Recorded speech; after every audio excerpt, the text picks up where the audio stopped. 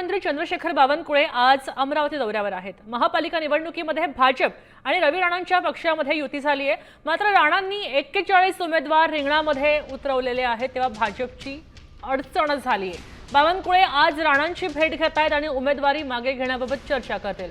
राणा नमती भूमिका घेणार का, याकडे सगळ्यांचं लक्ष लागलंय।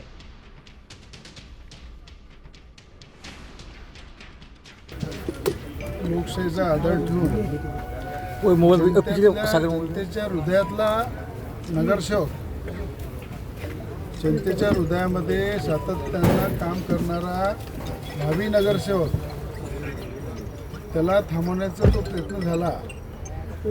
मला असं वाटते की संपूर्ण साईनगर प्रभागाची जनता, अमरावती शहरातली जनता एकच लक्ष होतं की जनतेच्या हृदयातला नगरसेवक, जनतेच्या हृदयामध्ये सातत्यानं काम करणारा भावी नगरसेवक, त्याला थांबवण्याचा तो प्रयत्न झाला।